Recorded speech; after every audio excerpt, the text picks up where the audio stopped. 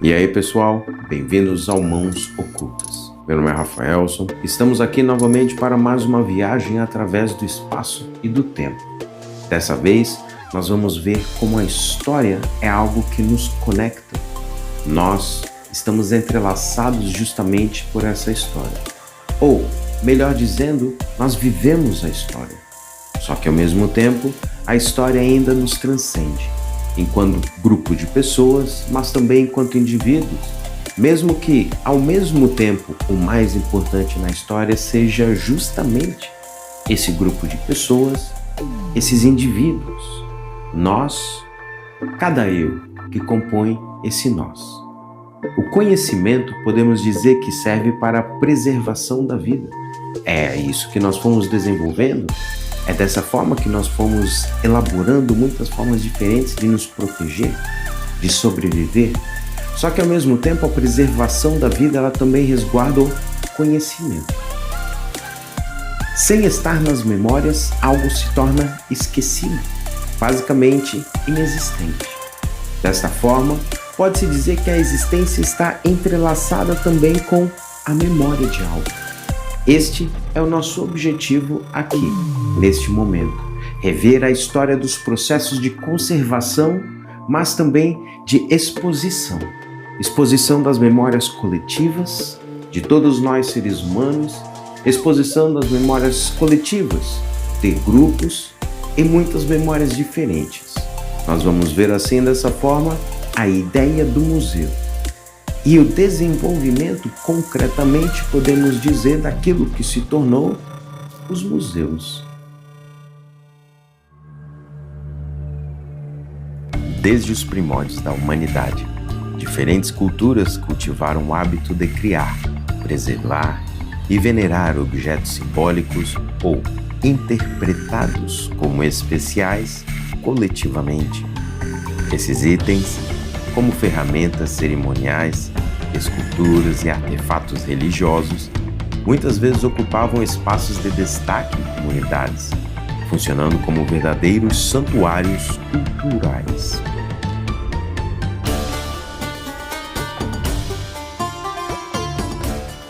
Göbekli Tepe pode ser interpretado como um exemplo ancestral de museu a céu aberto.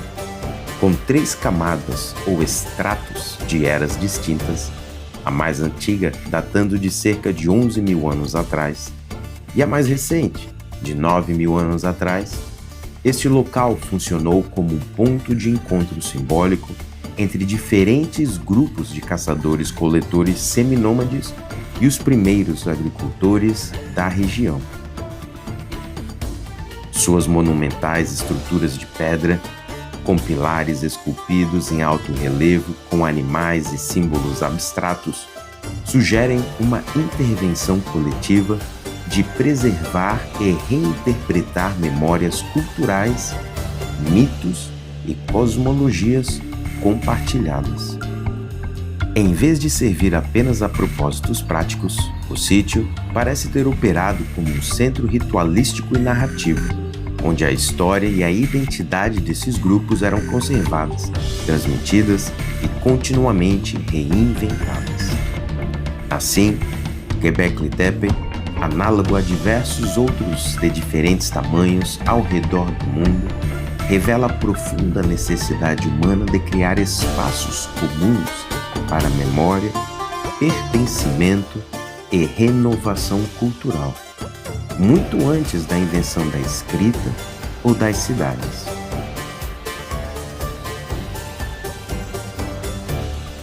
Nas Américas, a prática de guardar e expor memórias é profundamente ancestral nas culturas, muito antes da concepção moderna de museus.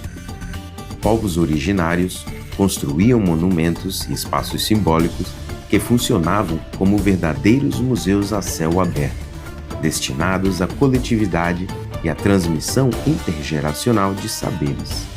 Um exemplo marcante é a cidade sagrada de Teotihuacan, no atual México, construída pela civilização teotihuacanã.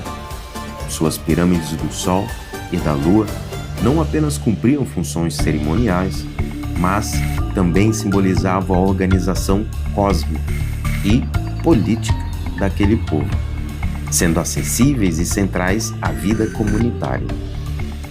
Outro exemplo são as pinturas rupestres do Parque Arqueológico do Alto da Serra da Capivara, no Piauí, aqui no Brasil, criados por povos indígenas ancestrais que utilizaram a paisagem para inspirar e registrar os mitos, práticas cotidianas e valores coletivos.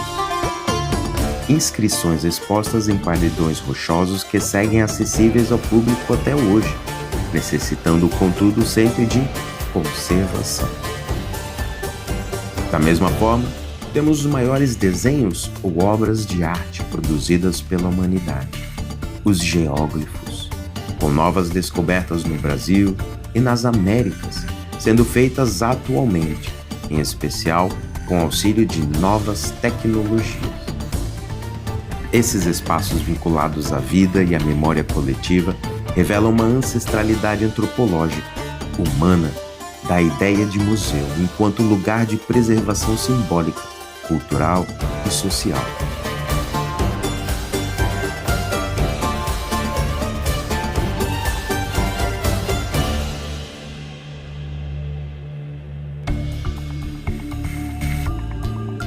Nas antigas cidades, como na Mesopotâmia e no Egito, havia espaços públicos repletos de imagens e estátuas que contavam histórias de deuses, reis e feitos heróicos.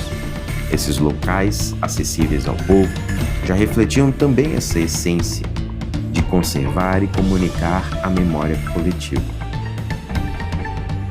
Certamente, todavia, e um grande porém aqui, é fundamental sempre questionar as instituições governantes, assim como os propósitos, as intenções expostas e também as intenções ocultas, o controle político, social, religioso e ideológico, assim, muitas vezes, como sua materialização em estruturas concretas que representam tal história ou destruição de tais estruturas concretas, entrelaçadas com a história de um povo. Seja, por exemplo, com a sociedade estratificada do Egito ou mesmo nas Américas, com colonizações feitas pelo povo Teotihuacan, que por séculos exerceu poder sobre muitas outras civilizações e culturas ao seu redor, inclusive com a civilização maia, forçando sobre eles representações culturais, cerimoniais, ocultando e criando novas histórias, e assim, políticas.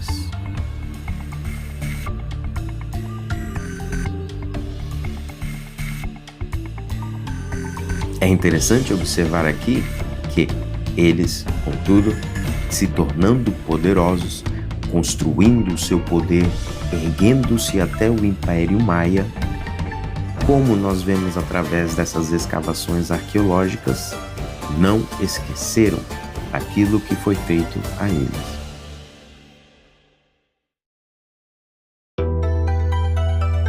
O conceito de museu, enquanto espaço fechado, dedicado à preservação e exposição do saber, remonta à Grécia Antiga, especialmente ao período helenístico, quando o conhecimento passou a ser sistematizado, estudado e colecionado em instituições ligadas à filosofia, ciência e arte.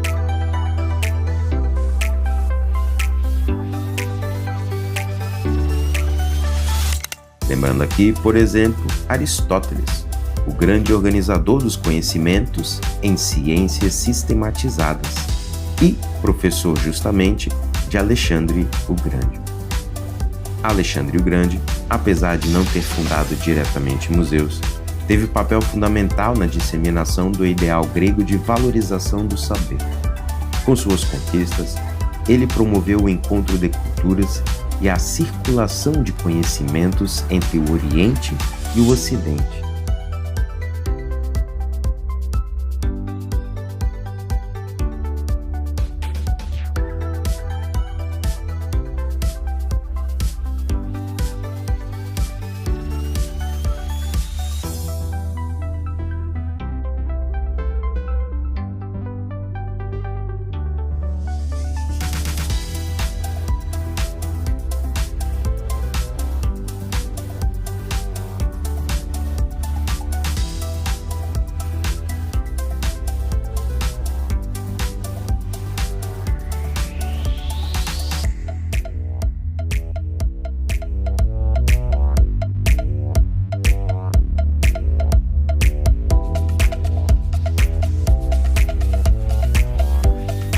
Seu interesse pelas ciências, geografia, filosofia, a vida em geral, impulsionou a coleta de objetos, manuscritos e saberes de diversos povos, muitos dos quais foram posteriormente organizados e preservados por seus sucessores.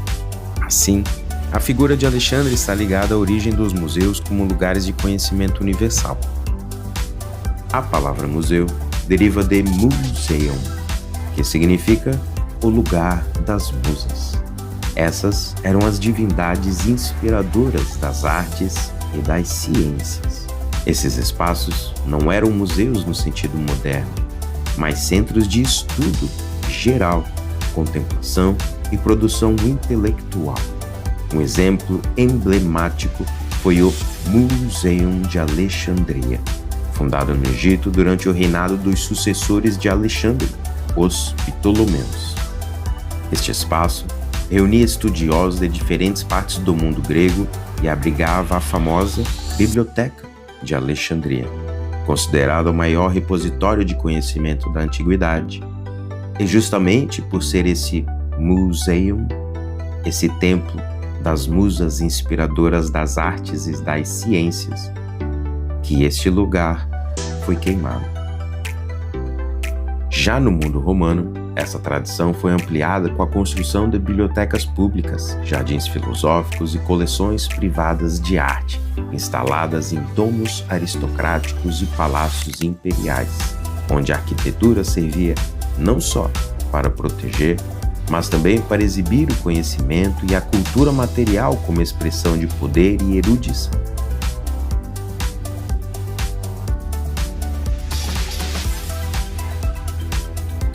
Esses espaços pavimentaram o caminho para a ideia de museu como edifício dedicado à preservação e exibição da memória coletiva.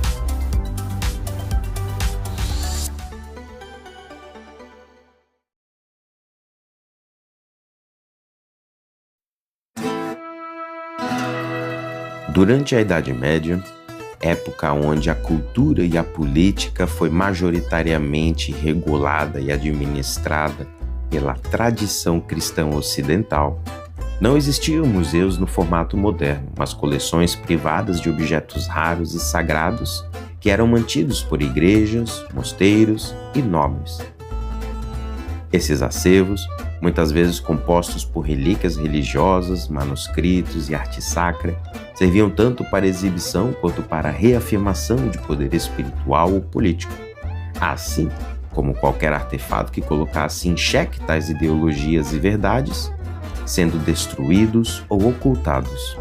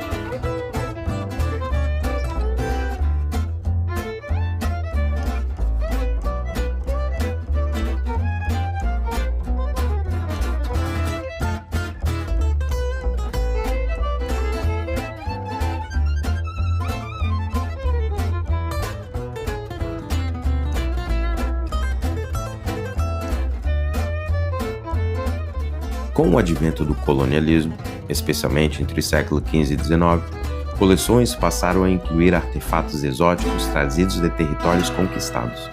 Exploradores, missionários e militares europeus reuniam objetos de culturas africanas, asiáticas e americanas, muitas vezes obtidos por meios de pilhagem ou coerção, que eram exibidos em gabinetes de curiosidades, pertencentes a elites aristocráticas e intelectuais.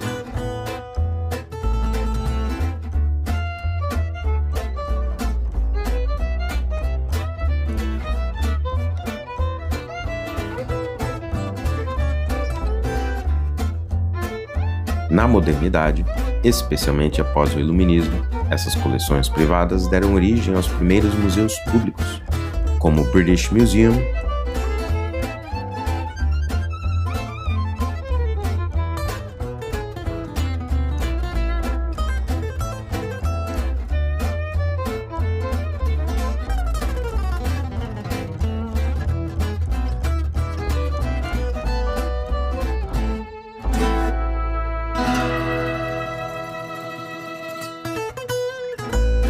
e o Louvre, criados com o ideal de democratizar o acesso ao conhecimento e à cultura.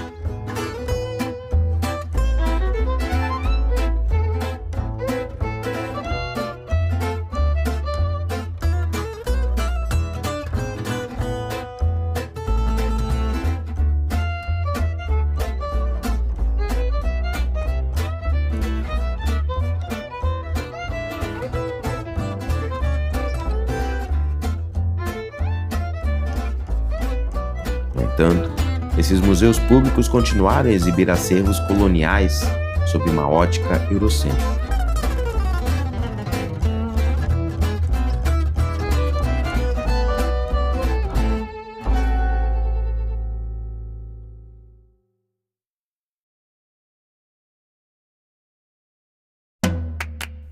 No território que hoje conhecemos como Brasil, a ideia de museu, enquanto espaço de preservação de memórias, já existia de forma ancestral entre os povos originários, por meio de pinturas rupestres, sítios arqueológicos, objetos cerimoniais e espaços sagrados que marcavam a história, a espiritualidade e a identidade coletiva.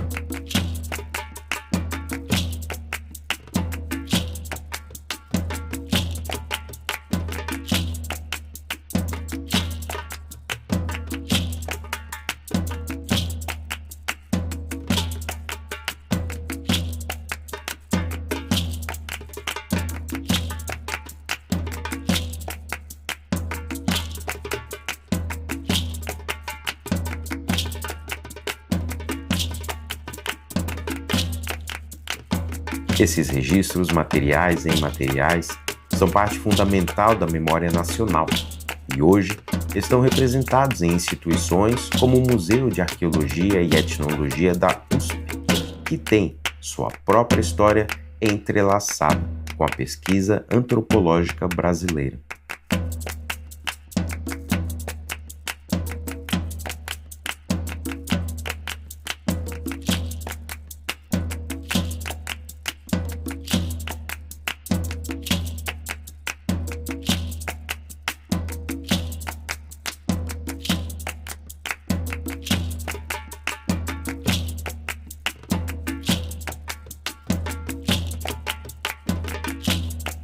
Da mesma forma, o Museu Paraense Emílio Gueldi, que conserva e estuda vestígios de sociedades indígenas e pré-coloniais.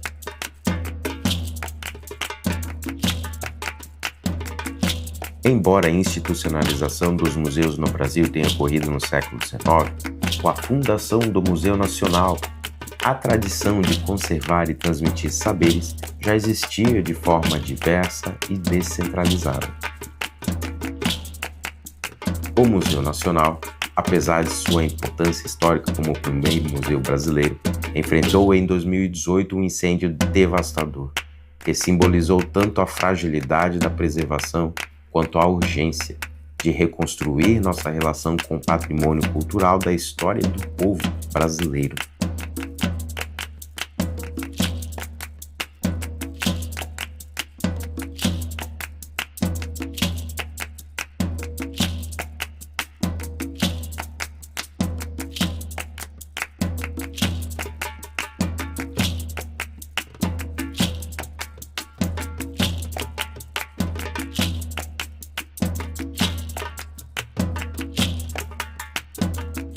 Em contraste, museus como o Museu Afro-Brasil, em São Paulo, e o Museu do Holocausto, em Curitiba, mostram o esforço contemporâneo de representar histórias plurais e muitas vezes silenciadas, da resistência negra até memórias das vítimas do nazismo. Essas instituições modernas ampliam o papel dos museus como espaços de debate, inclusão e reconstrução da memória, reafirmando que museu não é apenas um local de guarda, mas um território ativo de reflexão e transformação social. Desta forma, pode-se dizer que os museus brasileiros refletem a diversidade cultural, histórica e artística desse nosso país, reunindo acervos que vão da arte indígena ancestral à produção contemporânea.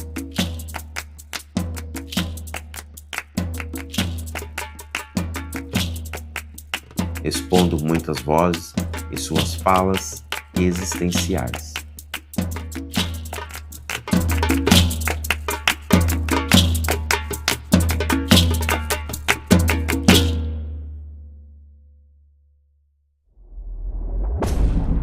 Na contemporaneidade, os museus passaram por uma transformação significativa, impulsionada pelo avanço da tecnologia digital. Ferramentas como a realidade aumentada, inteligência artificial, escaneamento 3D e plataformas virtuais têm permitido que acervos sejam acessados globalmente.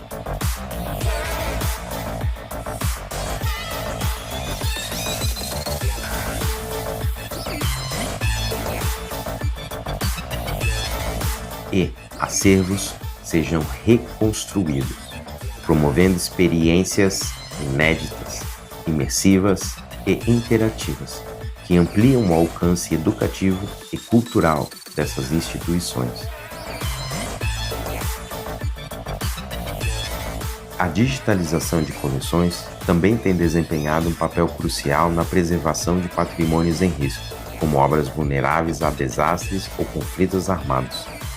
Além disso, redes sociais e visitas virtuais tornaram os museus mais democráticos e próximos do público jovem, rompendo com a ideia de elitismo muitas vezes associada a esses espaços. No entanto, com essa ampliação de alcance e visibilidade, também cresceu a pressão por transparência ética, especialmente no que diz respeito à origem dos acervos. Questões de apropriação cultural e restituição de bens patrimoniais têm ganhado destaque e merecem esse destaque em debates internacionais. Muitos museus enfrentam hoje a necessidade de repensar suas coleções, reconhecendo os contextos de violência, pilhagem e colonialismo em que muitos objetos foram adquiridos. Instituições como o Museu do Quai Branly ou o British Museum têm sido cobradas por devolver artefatos a países e comunidades de origem, o que representa uma mudança e uma necessidade dessa mudança de paradigma, de repositórios de autoridade para espaços de escuta, diálogo e reparação histórica. O futuro dos museus depende, da mesma forma como as sociedades, do futuro político, mas pode apontar para um modelo mais participativo, ético e descentralizado. Caso pensarmos e agirmos, assim como lideranças políticas, de forma reflexiva em prol da humanidade e não egocentricamente, é possível que deixem de ser apenas guardiões de objetos, para se tornarem plataformas de encontro intercultural, produção de memória viva, mas também de justiça histórica. Olha só que história interessante, olha só que história maravilhosa, mas, como podemos ver, também é uma história de relações muito complicadas. Como Pedro Paulo Funari diz, a cultura material não significa tanto uma relação entre as pessoas e a natureza, como relações entre grupos, relações de poder, portanto, relações políticas. E isto é algo extremamente importante para compreendermos o histórico nosso enquanto seres humanos e também o histórico de todo esse processo daquilo que viemos desenvolvendo não apenas daquilo que é o conhecimento ou aquilo que foi reconhecidamente aceito como conhecimento, que hoje, nós já conversamos isso no outro vídeo, está se expandindo epistemologicamente, mesmo que depende. Como nós vemos aí em diversos contextos, há muitas tentativas diferentes de controlar o conhecimento, controlar a pesquisa científica. Contudo, justamente isto também podemos ver através da construção da sociedade, assim como aquilo que é o símbolo de um grupo ou símbolos de muitos grupos diferentes, como nós vemos, por exemplo, aqui nessas nossas regiões brasileiras. Assim, o futuro daquilo que seria a conservação da memória está entrelaçada também com reconhecer o que pertence e quem pertence dentro dessa coletividade de muitas memórias diferentes, e não apenas uma memória construída a partir de uma narrativa. Desta forma, a conservação do conhecimento hoje é tão importante quanto foi naquela época que, infelizmente, a Biblioteca de Alexandria foi queimada e destruída. Portanto, que não deixamos isso acontecer novamente, mas que sigamos em frente através do desenvolvimento da história do conhecimento. Se você gostou, dê um like, siga-nos e não deixe de esquecer, ainda tem muita coisa pela frente. Então continue na sua jornada do conhecimento.